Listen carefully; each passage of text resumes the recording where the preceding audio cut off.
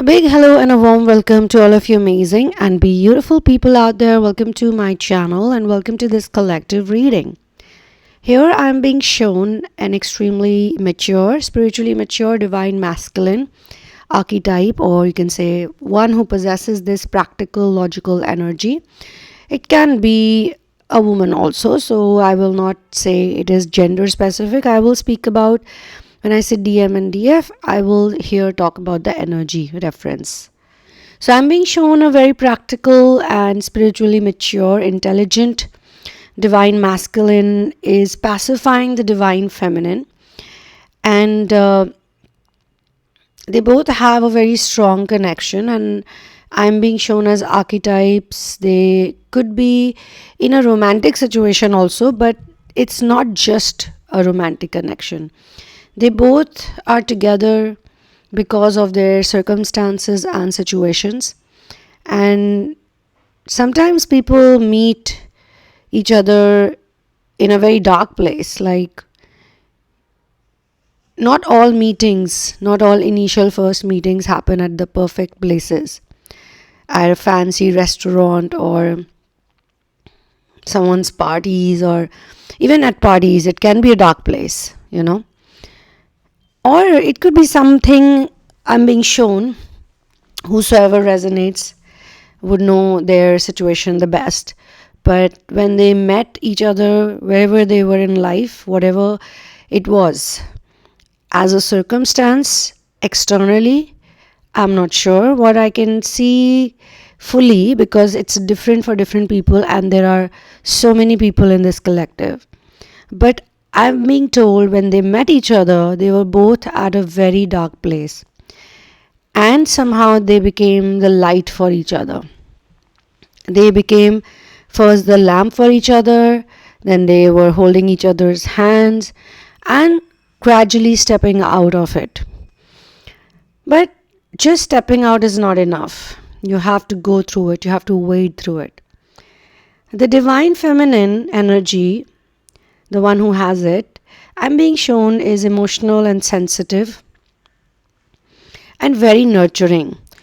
She's giving the nurturing to him and he is providing the support system to her in their own ways. And from time to time, they go through societal pressures because of the uniqueness of their relationship, because they are so different from each other. They come from different worlds, but both mirror patterns and traumas, certain bonds. And both have to lift each other up.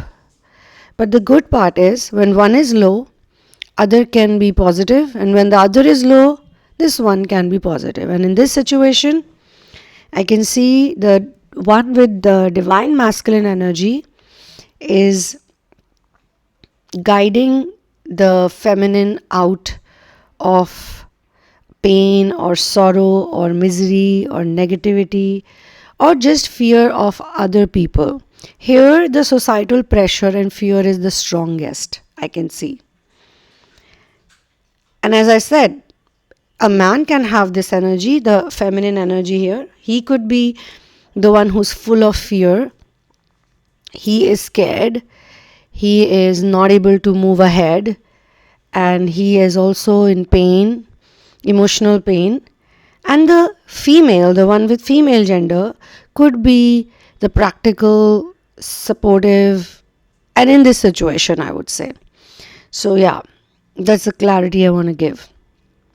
So he tells her, the masculine energy tells her that people are always going to say something or the other. People are always going to create something, which is an illusionary thing. It's not even real. It's literally their job, as they say. It's their job to bring negativity in other people's life. They'll go to someone's house. They'll see there's a crisis. Even if there's not a crisis, there's no crisis. Even if everybody is happy, 6 people are having a good time, having dinner or something. So these so-called relatives, people, neighbors, friends, so-called I'm saying, not all. Many of them have this authority a false authority that they use to ruin the life of other people. They do not act as guides or helpers or just someone who can motivate others. Rather, they act as drainers, or they act as instigators, or you can say chaos creators, drama creators. They will create drama and they will sit back, enjoy, and relax after they have burnt other people's houses. So, the divine masculine is very smart. They have a certain sense of maturity due to their childhood circumstances or due to their public dealing, or it could also be because of their carefree nature, their free nature. This person has a very free nature, this archetype, and they can lead others, they can bring them out of misery, even if they themselves could be in a tough situation. But when it comes to healing others or helping others, they are there. And they don't get negative easily. Because I know a lot of people who are very positive all the time, very caring, very helpful. But sometimes they can also go into dark places. And yet, this person that I'm channeling, even if they are in a darkest place and they will see someone else going through tough time, they will never tell that person bad things or demotivate them. And such people have a beautiful quality.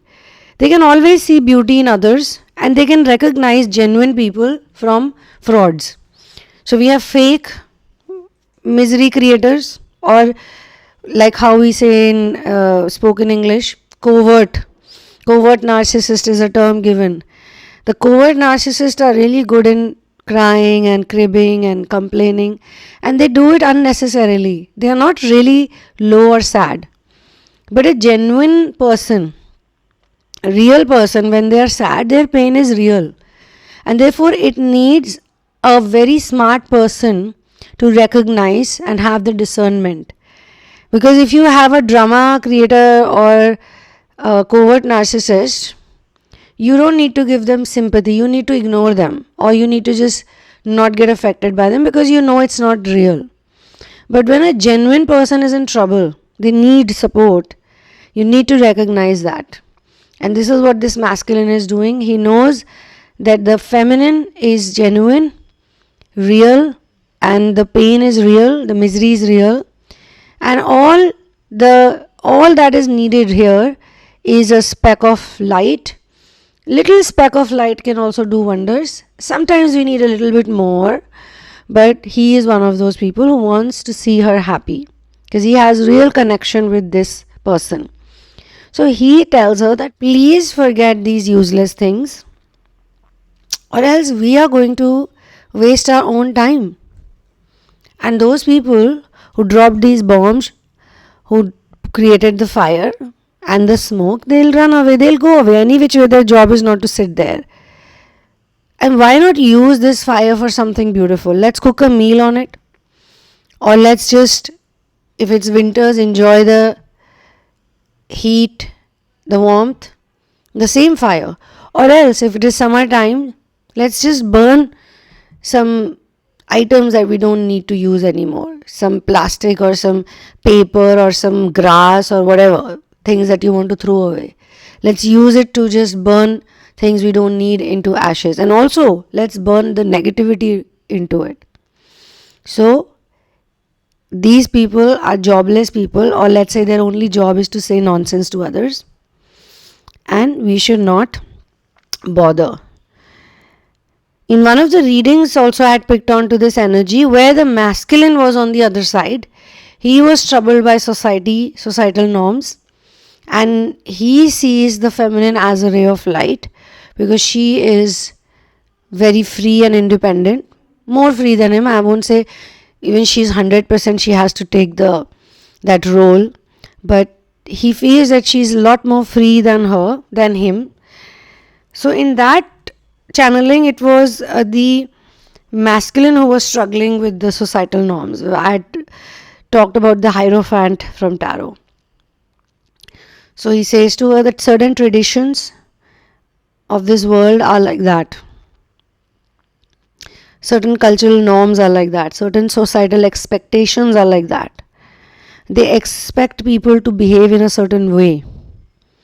But if today you're feeling sad, if right now you're feeling low, then remember that just the way after a dark night we have sunrise, similarly you will also have a smile. I'm not saying don't cry, I'm not saying don't vent out, I'm not saying don't be angry. Feel it, go through it, but then you will be fine soon, and I'm there with you.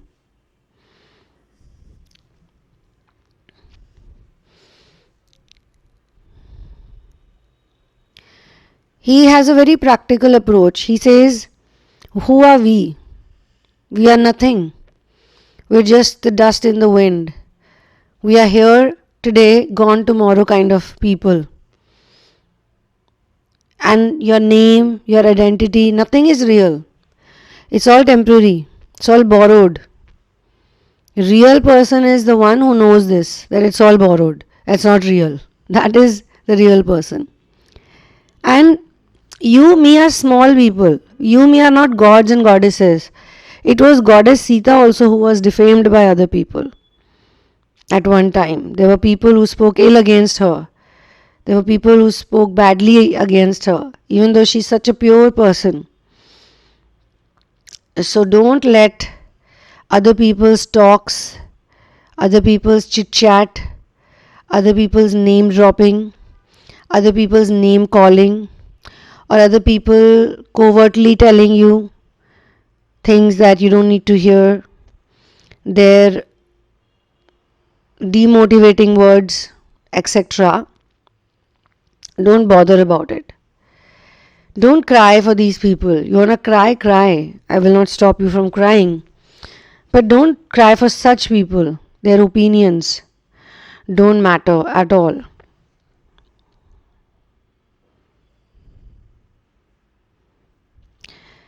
Then he also says that people who taunt us or people who give us these things to worry about, who are these people? Are they happy?